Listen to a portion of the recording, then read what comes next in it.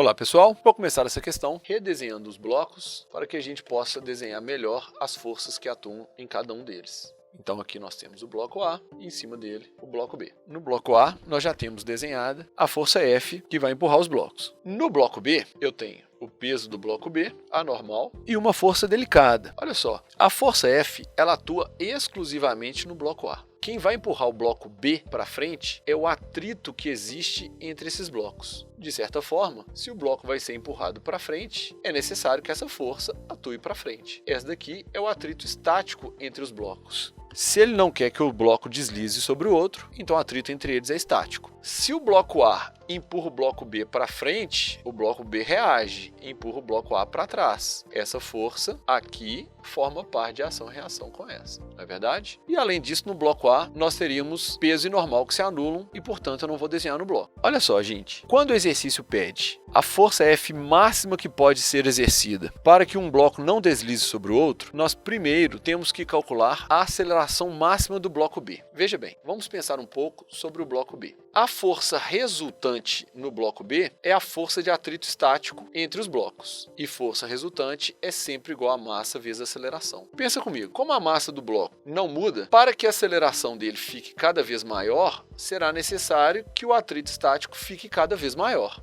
Então, se eu assumir que o atrito estático está em seu valor máximo, eu vou calcular a aceleração máxima desse bloco. Se a aceleração do bloco A ficar maior do que a aceleração máxima do bloco B, aí o bloco A deixa o bloco B para trás e eles vão deslizar um em relação ao outro. Então, se eu usar o atrito estático máximo, eu vou achar a aceleração máxima que o bloco B pode ter. E para que a aceleração do bloco B seja máxima, a força F será a maior possível. Vamos achar o valor dessa aceleração. A força de atrito estático máxima que aparece no bloco B é o coeficiente de atrito estático entre os blocos, que foi dado aqui no exercício, ele pede para ser chamado de μB. A força de atrito é o coeficiente vezes a normal, é igual a massa vezes a aceleração. Como essa normal é igual ao peso do bloco B, eu vou substituir por mg, e essa massa do lado direito também é a massa do bloco B, ela será simplificada. Portanto, a aceleração máxima que o bloco B pode adquirir é o coeficiente μB vezes a gravidade.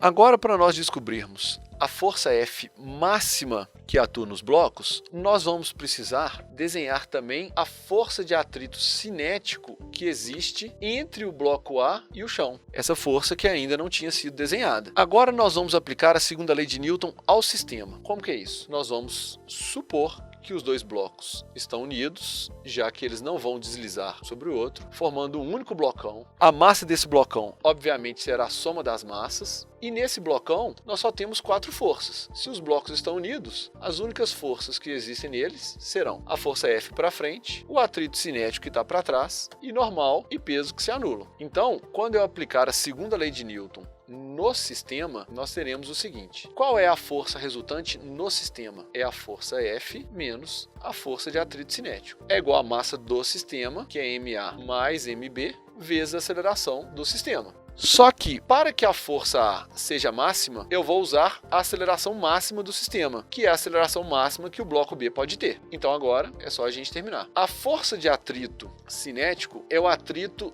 do blocão com o chão. Então eu vou usar o coeficiente de atrito cinético do bloco A com o chão, que é o μA, vezes a normal do blocão. Essa normal é essa, que será igual ao peso do blocão. É igual a massa mA mais mb, e a aceleração tem que ser a aceleração máxima, que é mb vezes a gravidade. Ficaremos assim, ó, a força F menos o coeficiente de atrito. No lugar da normal, eu vou colocar o peso do blocão, que é a soma das massas vezes a gravidade, é igual do lado de cá, ma mais mb vezes o coeficiente vezes a gravidade. Pronto, o exercício já está praticamente terminado. Repare que eu consegui encontrar a força F em função das letras que aparecem na resposta. ma, mb, g, mA e mb. Eu vou passar todo esse termo para o lado direito e colocar ma mais mb em evidência. Ficaremos com ma mais mb. Quando eu colocar em evidência, nós teremos um outro parênteses, onde aparece ma mais mb vezes a gravidade no final.